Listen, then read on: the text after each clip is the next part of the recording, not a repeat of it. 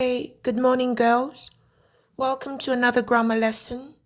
Today's will be on direct and indirect speech. Now, this lesson we had in grade 6, so this is basically the same thing that we learned in grade 6. So I do not expect it to be very difficult for anyone.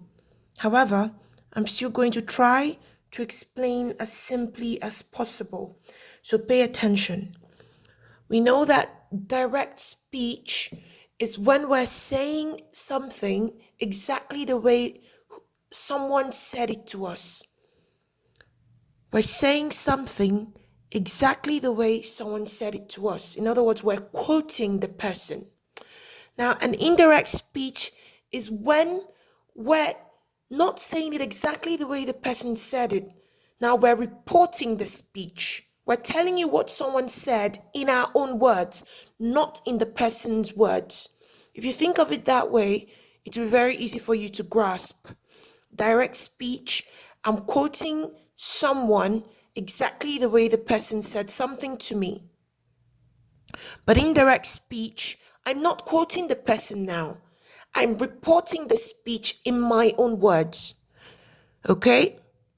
Now let's see. Rule 1. It says we use direct speech. We use direct speech to state exactly what someone has said. We can do this in two ways.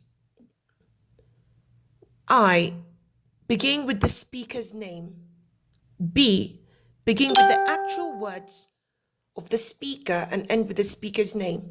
This we had in the reading lesson. I think it was unit 4. And in fact, in the reading textbook, the Cambridge checkpoint, we're told of 3 ways where you start with the speaker, you end with the speaker, or you put the speaker in the middle. But the grammar textbook for today's lesson is limiting it to only 2 ways. It doesn't mean the third way is wrong. It's just not included here. So, when we're beginning with the speaker's name, of course, we know what to do.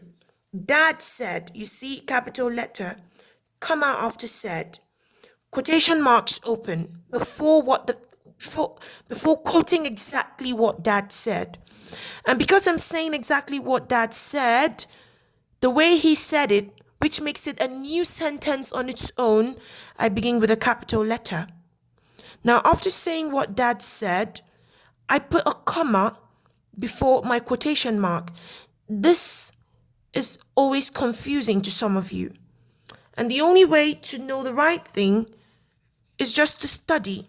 Study as many times as possible so that it sticks in your head and never leaves.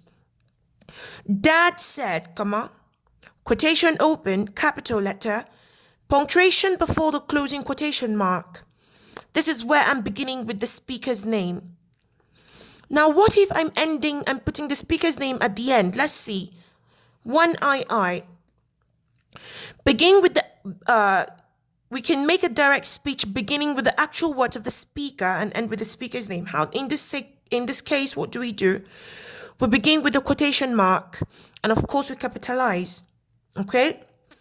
And then we use a comma before the quotation marks, before the closing quotation marks, and then small letter said. See, here it's not a capital letter. Said Dad, and then a full stop at the end. You just have to look at this very carefully as many times as possible. Memorize if you can. If you must, memorize.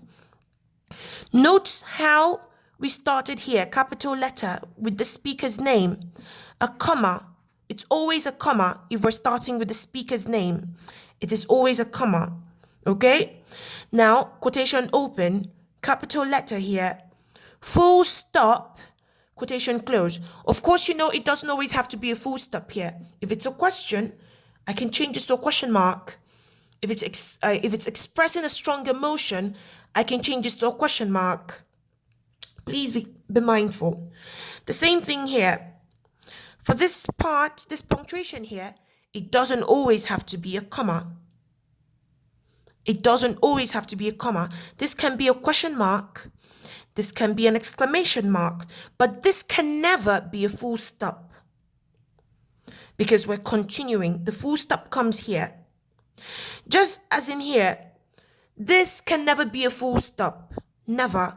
This will always be a comma. All right? This can never be a full stop. This can never be a full stop. It can be a comma, it can be a question mark, it can be an exclamation mark. Please take note. When you read this remember box here, it's going to elucidate further on what I've explained. When a direct speech sentence begins with the speaker, the quotation can end with a full stop, an exclamation mark, or a question mark, but never with a comma. This means that when it comes here, we can never use a comma. We can never use a comma. We can use a full stop, an exclamation mark, or a question mark, but never a comma. Just like here, we can never use a full stop. We can never use a question mark. We can never use an exclamation mark. Here always goes with a comma when we're beginning with the speaker's name. Now let's see. When a direct speech sentence begins with a quotation, the quotation can end with a comma, a question mark, or an exclamation mark, but never a full stop. See, this is what they're referring to. When it's beginning with the quotation, you can never have a full stop here. You can have a comma, a question mark, or an exclamation mark, but never a full stop. You leave your full stop for here, and you do not capitalize this when you're beginning with a quotation.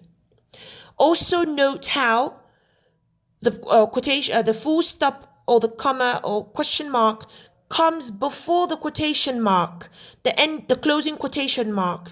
Please be mindful of that. Do not put the quotation mark, the closing quotation mark, and then put the full stop here. That will be wrong. Please. Same thing goes here. See how we place the comma here before the closing quotation mark. Never ever put the quotation mark before the comma. Also another important point. Please be mindful. Now we're going to go into rule 2.